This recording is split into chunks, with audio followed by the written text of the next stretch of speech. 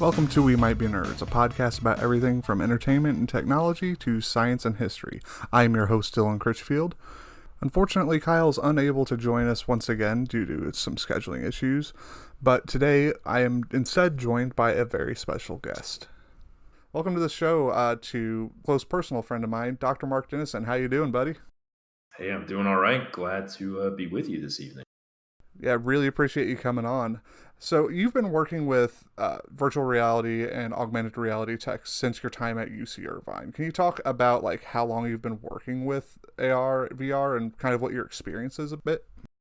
Yeah, so I was doing a doctoral degree at UC Irvine in their cognitive program, and I've always been interested in interfaces and information technology and just generally putting things in front of people in ways that were useful. Yeah. And at the time, I had no real understanding of what VR was because up until Oculus, which I'll get into in a moment, kind of came around, getting access to these systems like a $40,000 box you'd see in a lab or in DoD or massive training Or like in the sim Smithsonian. environments. Exactly, nothing like a consumer. Oh, aside from like a Virtual Boy or some of these way older technology. Yeah. But when I was at Irvine, back in, I think it was 2015 or 16, a little company at the time called Oculus popped up next to UC Irvine, and we started doing some work with them. And I actually ended up doing my dissertation work in motion sickness that some people get when they wear virtual reality headsets. So I've spent a ton of time trying to figure that out. And you've been working more recently with more augmented reality type stuff. Is that right? A bit of both. The work I'm doing is using virtual reality to try to understand how showing content in immersive systems might improve the way people understand data and can collaborate with other people that may not be physically co-located with them. That's wild and awesome. I do want to dive in deep on VR in a minute here, but I think people are generally more familiar with like AR technology, right? Snapchat's filters, those use AR. Pokemon Go uses AR to display your little monsters on the sidewalk or whatever. Like we see these applications that are just using a camera, but AR is not limited to like just pointing a camera at something and overlaying it, right? Can you like fully define AR a little bit more? Yeah, so this is a question I get asked a lot in this space. I've started referring to it as XR, AR, MR. These all get thrown around. Like mixed reality. Exactly. So I call the whole thing, the whole spectrum of XR cross reality. And Ooh. the idea is that you have something called the Virtuality Continuum, where you have reality on one end and fully synthetic reality on the other. And if you kind of pick points along that line, if you're starting with reality and putting virtual content on top of it, where it's not super immersive like Snapchat or Pokemon Go, that's augmented reality generally. If you keep going down that line, you're going to hit mixed reality, where now you might be wearing a head-mounted display where you see reality, but you can interact with those things. So think like a Microsoft HoloLens, where there's holograms that are embedded and interact with reality. And then all the way at the far end of the spectrum is virtual reality, where everything you're interacting with is a synthetic, completely fictitious environment. So that's the kind of gamut of these technologies as they are right now.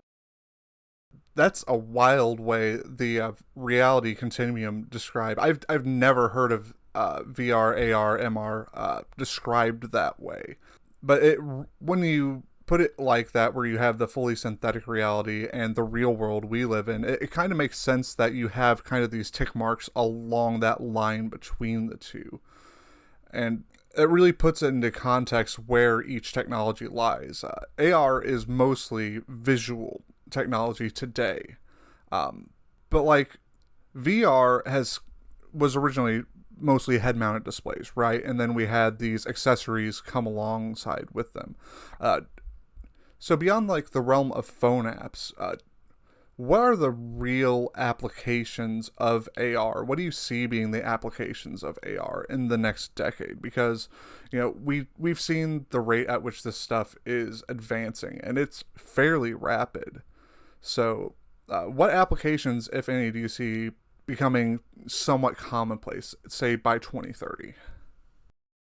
Yeah, so 2030 is going to be an interesting time. So my personal opinion is I think these technologies are going to be used most efficiently and adopted in the defense sector, both for training and for operational use.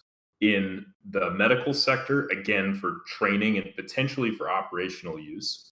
And then broadly training for athletics, training for job stuff. If you need to do social skills training or scenario training, VR is a huge use. AR, I think, it's useful in training, but the benefit of AR over VR is one, the motion sickness issue is not really there, Yeah, and even with two, mixed. exactly. So with mixed and augmented, massive use we're seeing now in logistics. So if you have, say, a warehouse of boxes that have QR codes on them, the sort of floor manager can walk around and automatically know the contents of these shipping containers without having to touch them or look at them. Right. Repairing stuff. Yeah. It's yeah. Like Amazon's already doing that kind of thing with, they have the robots that move whole shelves and just to increase the logistical throughput of packages and whatnot. And I don't think it's unrealistic that the warehouse workers would have something akin to a Google Glass to be able to look at a box and just have it pop up. This is what's in this box. This is what's in that box. And further increase efficiency in that workflow. Uh, One of the things that I thought of in terms of AR, or I guess mixed reality as well, is stuff like public service. Mostly Hmm. like firefighters and police, like public works systems. Do you think there's a lot of application there? Yeah, absolutely. It's interesting. There's a technology that came out of the defense sector that's being used publicly now in like fire, police, and even just some groups that go out called TAC, which in the defense sector is the tactical assault kit. Now I think it's called the teaming awareness kit, and Mm-hmm. it's pretty much an Android based platform for putting a bunch of information on a map. And that's great because if Yeah. you're going out hiking, you want to track where people are. If you're firefighters or police and you need to know where your team is, that's great. Now imagine instead of having that as a physical thing you got to look at, that's now a heads up display while you're doing whatever you need to do. Then it gets really interesting. Kind of like in a game, like a video game, where you've got the markers over your teammates' heads, and you can see them even across the map. That little indicator, something akin to that. Yep, exactly. Or even if you were didn't have a team and you were just going off on your own, the idea of having a heads up display is just generally useful across a wide range of things. If you're driving somewhere, you don't have to look down at Yeah, your car's HUD. It's just there in front of you. If you're delivering things, oh, I got to go this way. yeah. I definitely see like HUDs like being projected on windshields becoming a thing, but like for like on your person use, I think like again firefighting or hiking or detective work, it depends on what kind of sensors you can outfit a person with, what kind of other kit besides a like a glass or a head mounted display for MR you have along with that. Yeah, that's a really important topic. Is just because you have a visual display, it's meaningless without stuff to put in it. Yeah, data is And useless where without context. absolutely, exactly. And so, and then in some professions, putting something on your head is also not going to be acceptable, or Yeah, it's not going to get adopted. So, yeah. I think the Google Glass model is probably going to, like, wearing a pair of glasses will probably be the most common thing you see if you're mixing in sensors and other things in an environment where you can't be wearing a full piece of obstructive headgear. You need your peripheral vision. yeah, As far as becoming mainstream in the consumer context, we have things like Snapchat, and those are let's be honest, low grade uses of AR. Do you see anything more advanced coming out in terms of things like phones? I mean, phones are getting outkitted with new sensors and new tech all the time, even high refresh rate displays now. So do you see anything in that space? I think a huge thing I'm extremely excited to see what the sort of broadly hacking community does with it is the new iPhone 12 has a LiDAR sensor in it. And that That's right. means that you will be able to do LiDAR scanning of your surroundings. So theoretically, if Apple lets you interface with the sensor, you could scan your house and have a model of your home so the AR content you're dropping will remain in place. That's huge to be able to do scanning of things because now the AR content isn't just using image recognition to try to handle things like depth. It's actually using LiDAR, which is how like a bunch of UASs or robotic systems interface with the world. That's the thing Tesla and auto driving cars are using for situational awareness. Light based radar, being Yep. LiDAR. I didn't know that the new iPhone had LiDAR in it. That's awesome. And whether Apple allows it or not is not, we have to realize that's not really part of the equation. People are going to find a way to interface with that hardware. Yeah, it's super cool though that just to think like in your pocket you will have a LiDAR scanner. That's amazing. Yeah, and that has a lot of applications too for engineering to be able to 3D scan something with LiDAR. Obviously, we're going to have more specialized equipment, but when the hacking community really starts putting that stuff out there and open sourcing that, and Android platform gets LiDAR, it's going to do big things, not just for professionals, but like hobbyist use. Like if I can 3D scan, say, my mouse, I can print a new shell for it really easily. That's really cool for hobbyist things. If I have a model that I am going to need for something, I can scan that and use a 3D printer to recreate that easily. Like the applications of LiDAR with 3D printing is really cool, and God, we live in the freaking future, don't we? Yeah, it's I mean the ability to 3D print has changed the way we perceive like stuff. Now, if you build a 3D model, originally it was like, it's there, maybe you can throw it in a video game, but now you can print it. It's like, wow, I Yeah. built this thing. And now to be able to do the reverse, which is to 3D scan something, now you can bring reality into synthetic reality, which totally changes the game. Yeah, I think that's a good springing point to talk about going into the VR space with things like LiDAR and being able to replicate a place that exists in reality, especially with the times we live in right now with COVID and all that. Hmm. I think that's in the future if we have, say, another pandemic or events like the fires you guys have been experiencing out there in Cali.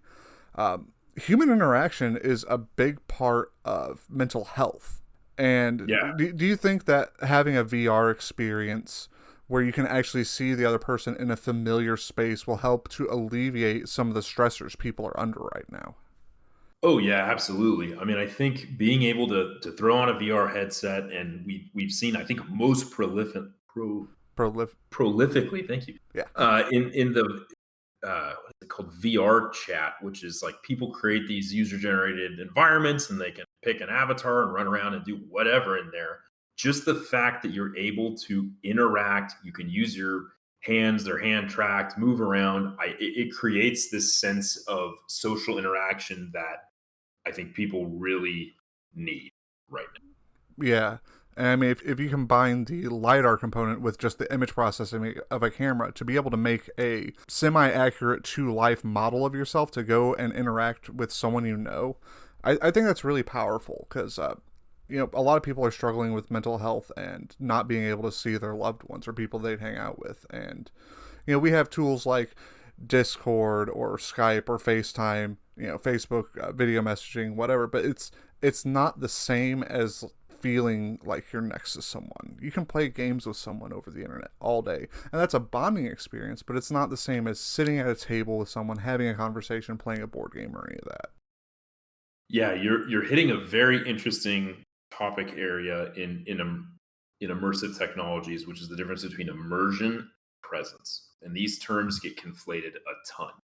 So How depending on so? who you ask, so immersion can be thought of or has been defined as how realistic something. So a highly immersive experience has high fidelity graphics, touch controls. It's very realistic. Presence is the sense of how there you feel. And it's not necessarily linked to VR. You can feel very present when you watch a movie. You forget your surroundings. You feel like you're in it. Oh yeah. 2 hours go by. But that sense of presence linked with high immersion generally is what provides people that, like, wow, this is more than just, I'm not just playing a game with somebody. I really feel like I'm there with them. Yeah. I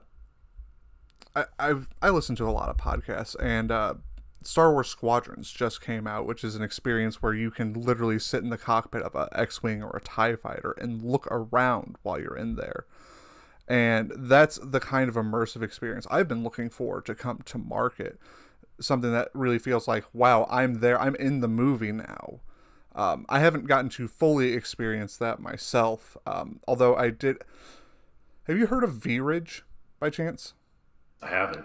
So there's a company called RiftCat that has a piece of software called V-Ridge, and it lets you use any HMD with Steam VR, even a Google Cardboard based solution. So I actually did this last night, and I took my LG G6 here, and you can do USB-C or 5 gigahertz Wi-Fi. So I hopped into Squadrons with that and a flight stick to kind of test it out. Full disclosure, 5 gigahertz is not the way to do that. My USB-C port was a little dirty, so it wouldn't stick. I've since cleaned that. But the latency is really what did me, and I was very dizzy for quite a while. But that aside, like, 60 FPS isn't ideal for VR, but it was still a very immersive and kind of mind-bending experience. And obviously the solution I used, you don't have that presence of being there, but it's so cool that we're getting that kind of application for it. In terms of like a killer app for VR, like people always look for a killer app for a technology before it really explodes. For context, a killer app, if you're not familiar, is something like Halo for the Xbox, you know. But do you think the lack of a killer app for VR has in any way like hamstrung the technology in terms of adoption? Definitely in the commercial sector, for sure. I think the choice of Facebook to now move to Oculus Quest 2 being their primary platform and no longer supporting Rift is interesting. Tethered Quest 2, of course, but it's not the same. And for two reasons it's very interesting. One is you don't need a computer. Buy the headset and here you go. You can do anything they support. The second thing is you don't need a computer, which means you can move around, you're tethered, and the price point is way cheaper than, say, a $1,500 Yeah. Valve Index with all the compute hardware you need for it. Different experiences generally. Like Half-Life Alyx I would say Half-Life Alyx for the hardcore gaming VR sector, that is a killer app for that market. The general market, I think the closest thing to a killer app we have seen is probably Beat Saber. Yeah, Beat Saber is really cool, and that's something I would really like to get a full AR setup to try something like Beat Saber, something that's very active. And like fitness applications are getting a lot of popularity. We have a Ring Fit here, and we love that. But something like Beat Saber, where you have that full immersion, that room scale setup, is extremely compelling. I think it's worth you mentioned that Half-Life Alyx is for a killer app for a certain space. I think there's different setups for VR. Like, you don't always need the held controllers or anything like that. Again, I'll go back to Star Wars Squadrons. Like, all you need for that is a flight stick and an HMD and a headset, and you're there. And I think that could be considered a killer app for that particular setup. But there are different markets for VR technology beyond just things like the Index or the Quest. Speaking of the Quest, do you have a problem with them moving to that kind of technology, to the more mobile technology? Because mobile technology lags behind desktop-based technology due to the problem of them being on a reduced instruction set computer or RISC architecture. which is power efficient, but you sacrifice actual raw power due to having to run off a battery and whatnot. And the disparity between the two, I don't think we're ready yet to fully move to a mobile VR setup. What's your opinion on that? Yeah, there's pros and cons. I think it's the pros are people can just buy the thing and start to experience decent grade VR without having to have a monster gaming solution. I think that's good because it means more people will see VR, and the more people that see it purchase headsets. It's filling the market with cash flow, which is great. Yeah, and it's not something like cardboard, because that's a not like honestly not a representative experience. I've seen a lot of people try cardboard, and let's be clear here, 60 frames per second alone is not a decent VR experience, much less anything you're going to get on a smartphone from, say, 2019 or before. But there are other cons to Quest as well. Yeah, I think the biggest con for any like Google Cardboard solutions or similar ones is the lack of sixth off tracking. Because if you can What's that? only so degrees of freedom. So on your phone, you can only track when you are going when you've rotated your head. It can't track very efficiently when you lean left and right or move around. And because of that, that creates a really weird experience if you're like in a cockpit, for example, and you are turning your head to the left, but also go like that. If that doesn't, you don't get that position change. It's really strange. Yeah, and that's disconnect between what you're seeing and what you're feeling is one of the contributors to VR sickness. Yep. Yeah, and that's another thing with the Quest is if someone builds an app that hardware can't handle, you're going to be more prone to get people VR sickness. So in terms of Exactly. VR sickness, like what are the main contributors? I know this is something you've researched a lot and we've talked about it before, but what's the baseline VR experience that somebody needs to not get immediately ill? Yeah, so that's a very interesting topic. Generally, I would say individual differences in susceptibility here are huge. Yeah. Some people get sick just watching a movie that has a lot of camera shaking, but Yep. generally, the quick fix to make yourself sick in VR is the following: anytime you have a mismatch between what your visual system is getting and what your inner ear, so your vestibular system, should feel. That disconnect, the further and further those get away, and the longer you experience that disconnect, your likelihood to get sick is just going to go up and up. You get dizzy as hell too. Exactly. Yeah. The thing with Quest or Vive or any of these systems that have sixth off or inside out tracking or a camera system like HTC Vive, where you can, if you let the person walk around, now what they're seeing and feeling is pretty tightly matched. So the likelihood of sickness goes down quite a bit. So like in something like a seated scenario, again, I'll go back to Star Wars Squadrons or like a racing game, an accessory that could enhance that experience and reduce the chance of VR sickness is a chair with some sort of force feedback. Or like in the race car, a wheel force feedback may be enough to alleviate that a little bit.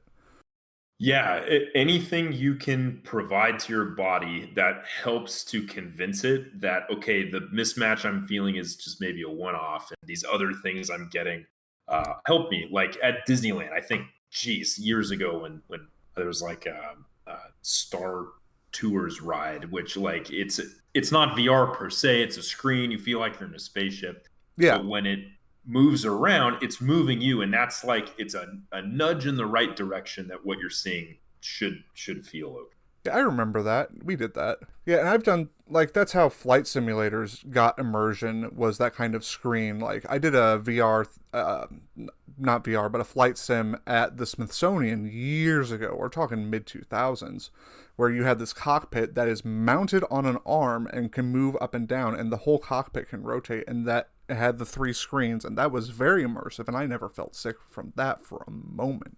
And in terms of other factors other than the what I see and what I feel disconnect, what other factors contribute to motion sickness? Latency, both video latency, meaning if the time between video frames is bad. So you mentioned like 60 hertz. Generally, I think now everybody tries to shoot for between 75 or 90. Hmm. That seems to be pretty good. And then also in some cases, latency in your interactions with things. So if you're Yeah. like hand tracking is off or your movement tracking is off, latencies there also can make people maybe not necessarily sick, but very frustrated or just generally unhappy. Yeah, when I tested out the V Ridge with squadrons, I had some latency with between how I moved my head and how I saw the environment respond to that motion, and that's really what made me feel dizzy and kind of made my stomach drop a little bit. That's very uncomfortable. Yeah, definitely. Frame rates are and refresh rates of the screens and the ability to display higher frame rates, I feel like is very important. We're seeing a lot of high refresh rate monitors become common nowadays. I actually have a 144 hertz display now, and games where I would, or experiences where I would kind of feel like a little off sometimes, uh, I don't get that anymore with a when I'm able to hit that 144 frames per second target. Games feel so much smoother. The immersion feels deeper. Uh, for people who typically experience like motion sickness from like watching something on a screen, do you think the higher frame targets could help alleviate their susceptibility to that motion sickness? Yeah, it depends. I think in some people, definitely. In other people, it's actually the more realistic you make it, the worse they're going to feel because it's creating vection.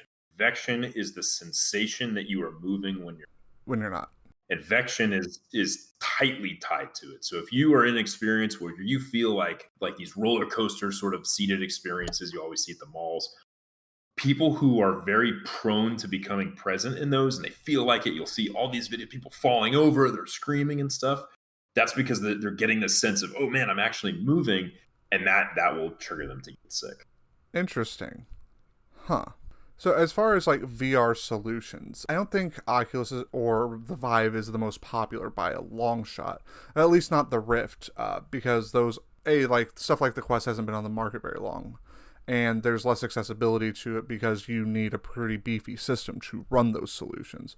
But Sony came out with their PSVR for their PlayStation 4, and that seems to be very popular. At least compared to the other solutions. Have you used PSVR? Do you have any experience with that?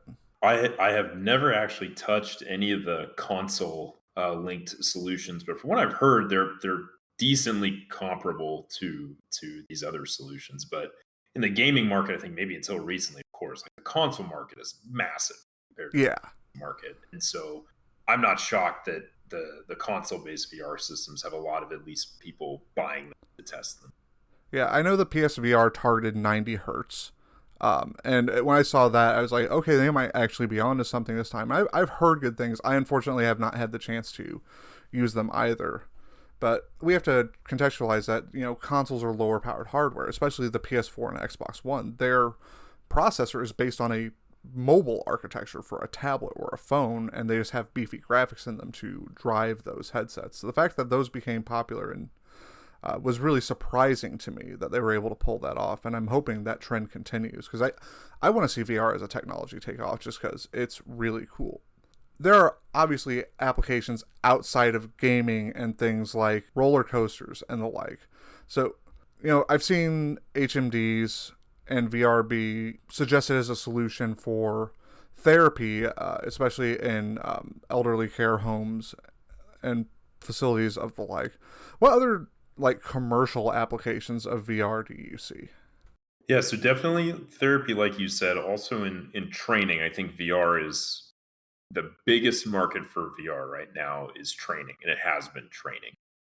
Namely because you can either A, have people practice things that would be extremely expensive for them to practice in reality, or two, put them in situations where their life would be at risk in reality. And if you have them do it in VR, there's no risk. Those Yeah, situations are huge cost and life savings. yeah. You've been working with VR for a long time, comparative to its hitting the market.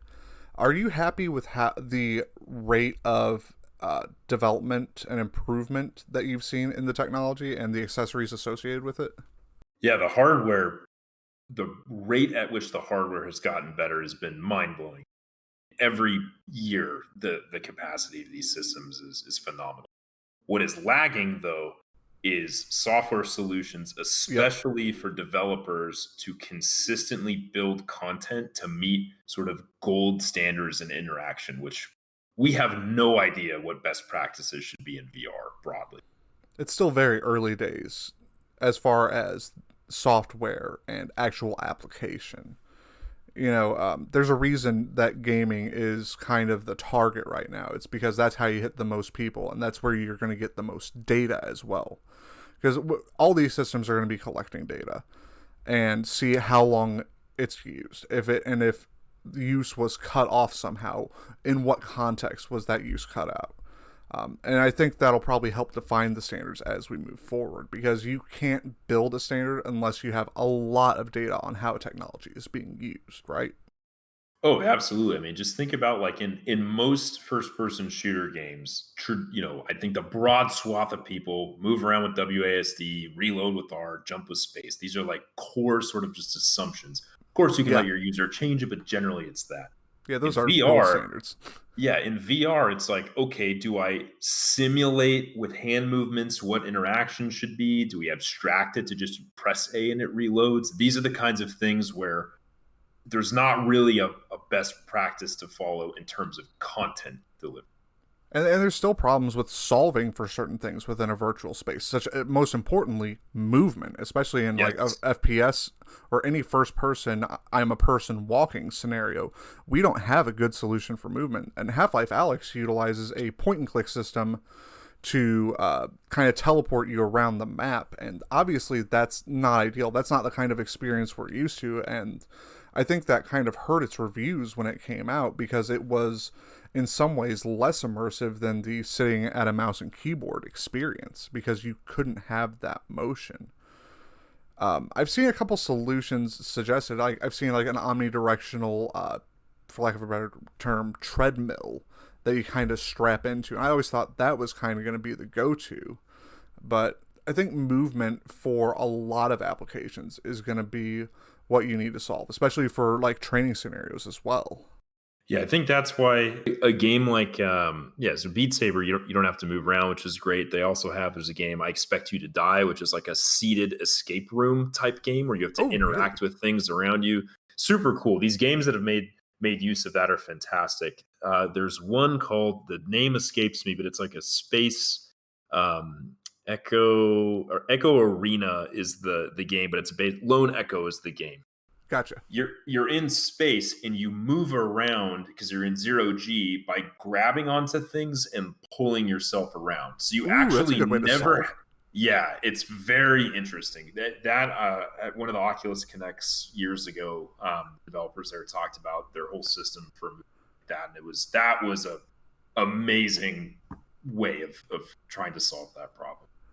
That's actually awesome. That's a clever way to work around the fact that we're not tracking how your feet are moving, Mm-hmm. and the sense of weightlessness associated with it. That's really cool.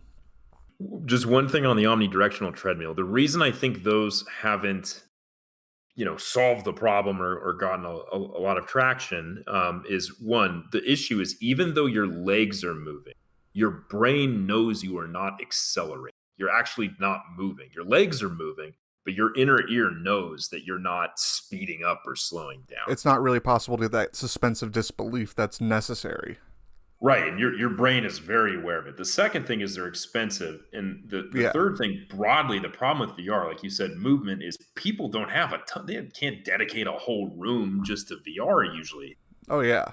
Like, and even if I could, like, even if I could set up in my living room, like, in the home I live in, the friggin' lights are hanging a bit too low. I would hit the fan, like Yep. just reaching up because of my height. It's not something a lot of people can do.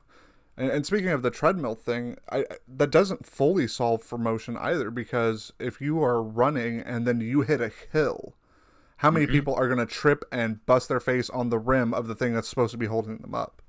I Yep. think a different solution is necessary, but And it's probably going to end up being based on like pumping your arms to run or something like that. And as goofy as it is, and as sickness inducing as it could be, until we have a better solution, that's probably what we're going to be stuck with.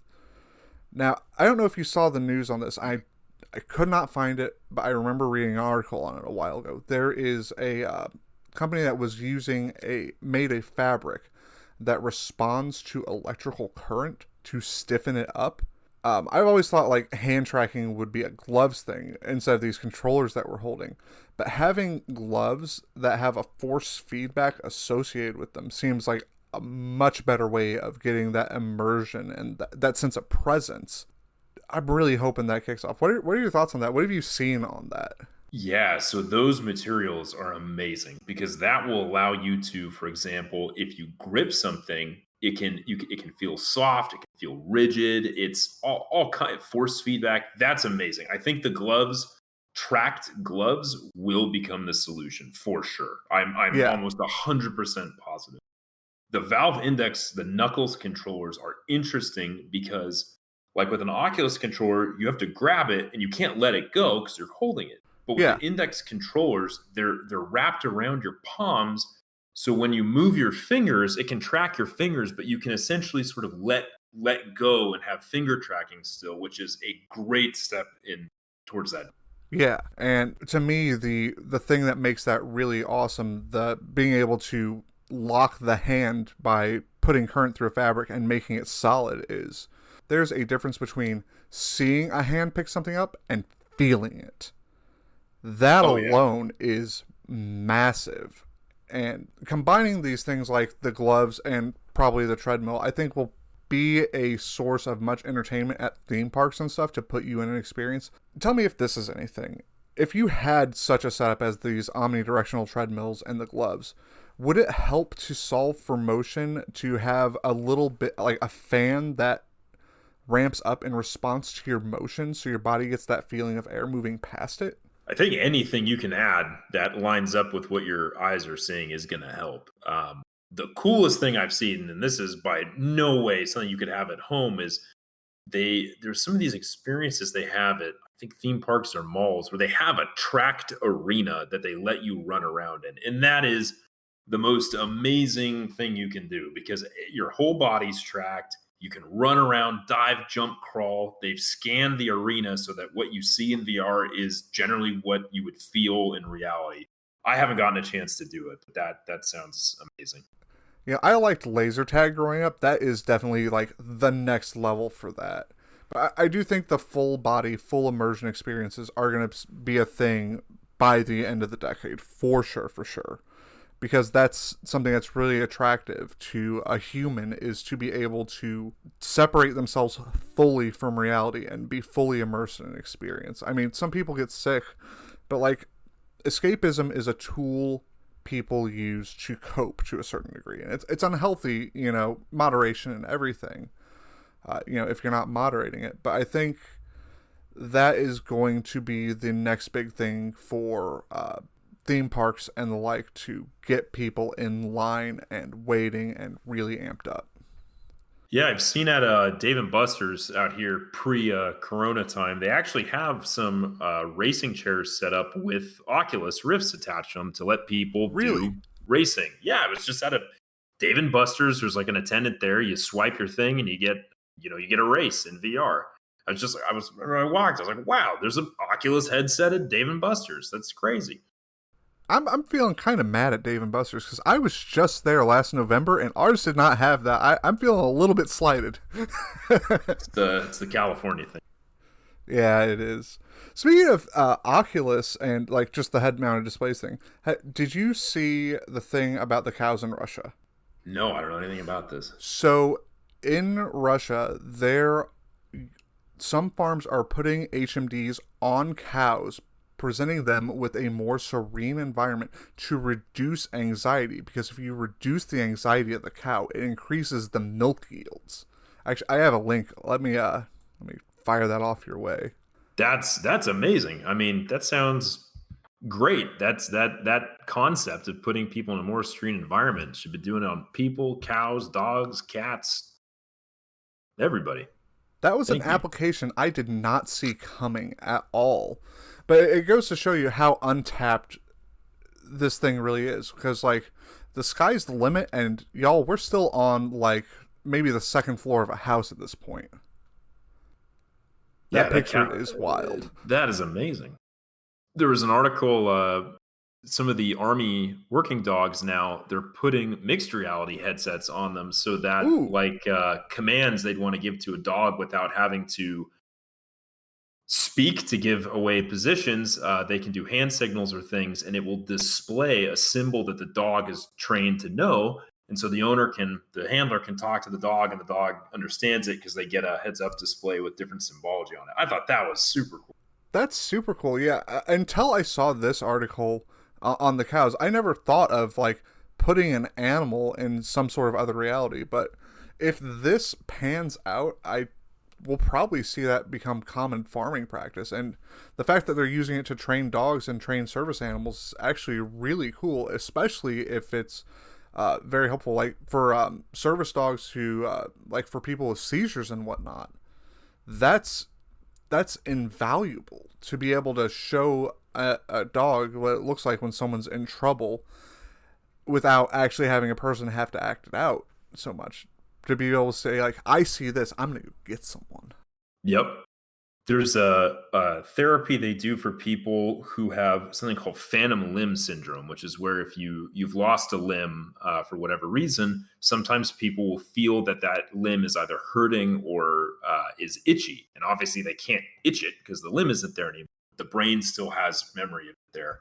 Yeah, The old school way of doing it is they put a mirror. So, say if you're missing a leg, they put a mirror. So you would look at the mirror and you'd see a mirror image of your leg, and you could scratch the one leg, and it would get the itch away. With really. VR, yeah, with VR, you could do this to a much higher fidelity than just putting a mirror there. And so that's just an example of how this technology could be used to help people out. There are so many unknowns about how AR, VR, and MR are going to be used in the future. Like I said, we're if the sky's the limit, we're on like the second floor of a building at this point. Is that accurate?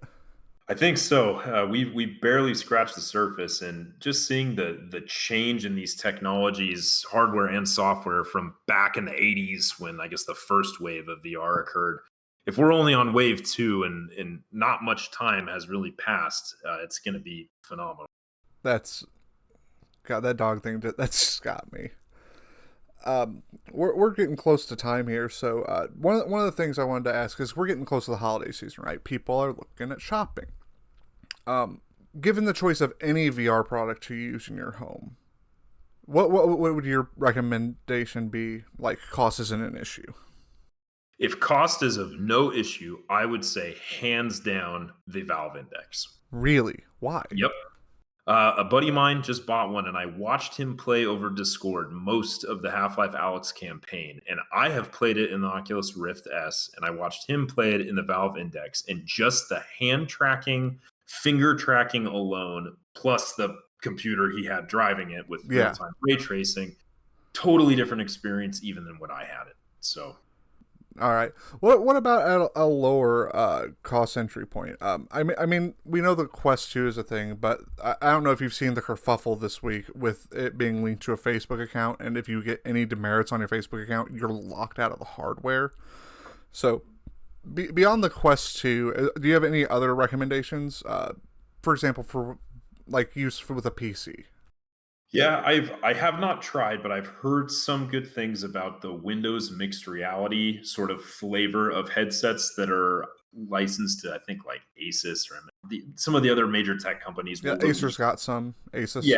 I have heard good things about those. I have not personally tried them, but I think that there's certainly a market to experience there.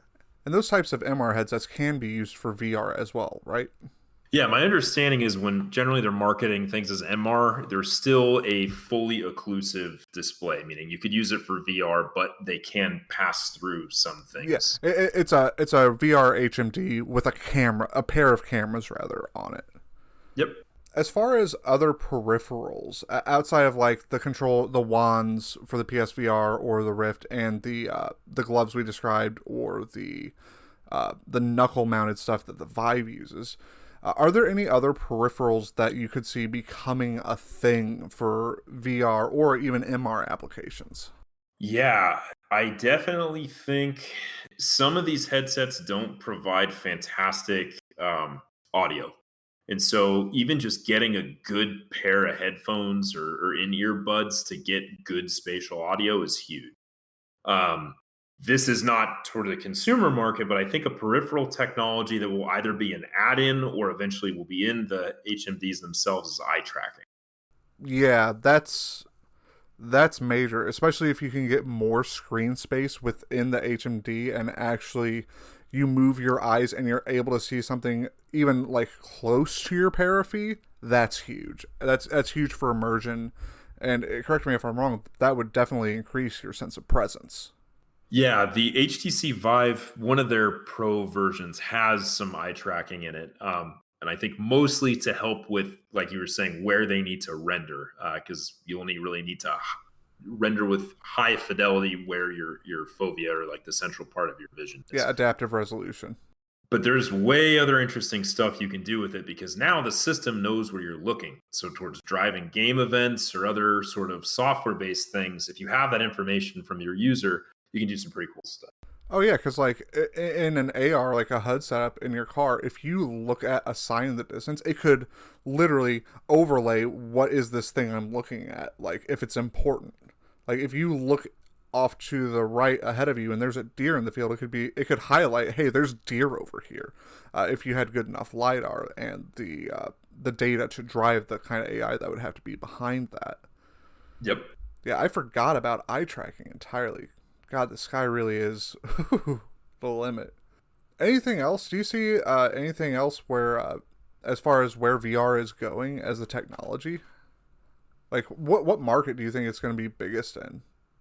I'm very curious to see what the Quest does over the holidays with people being stuck at home and wanting to try new things. I'm Yep. cautiously optimistic there, pending the Facebook thing you brought up. Um, I think there's a sort of untapped market for media, like watching sports or movies together in a shared space. Like, hey, Yeah, let's all throw on the headsets and watch a movie together. I think that might also pop up during the quarantine stuff, especially during the holidays. So, that actually that brings up an interesting point. Even quarantine aside, I can see a stadium building a section of seats that is just cameras that can or like just omnidirectional cameras like they use for the Google Maps, because then you can have multiple people in a single seat, and then go further than that, if you can occlude the other cameras and make it look like the people you're watching with are sitting there, that's a next level experience. And then your ticket sales are can go way up because you have much more capacity. oh yeah, absolutely. God, that would be really cool, and I'm really interested to see that. All right. Thank you so much for coming and joining me on this episode of We Might Be Nerds. I really appreciate it, man. It's been a lot of fun. Yeah, absolutely. Love talking about this stuff. Good to see you, and yeah, stay happy, safe, and healthy. Yes, sir. Is there anything you'd like to plug or bring attention to before we wrap up? The only thing I'll say is I'm actually hosting a conference coming up called SPI XR for MDO, which is cross reality for multi domain operations. That's happening later this year. So if you go to the SPIE website and look for XR for MDO, it's a conference between defense, academia, and industry on a wide range of topics and everything we've talked about tonight. Yeah, give me a link and I will definitely drop that in the show notes and on the Twitter. Cool. Thank you. Alrighty, and thanks to you, the listener, to listening to this episode of We Might Be Nerds. We're very happy you joined us. In 2 weeks, we will be having our discussion on the value of video games. Kyle will hopefully be back by then. And Jake Montgomery and my wife, Sarah Critchfield, will be joining us for that discussion. So until then, be safe out there, and we'll see you next time.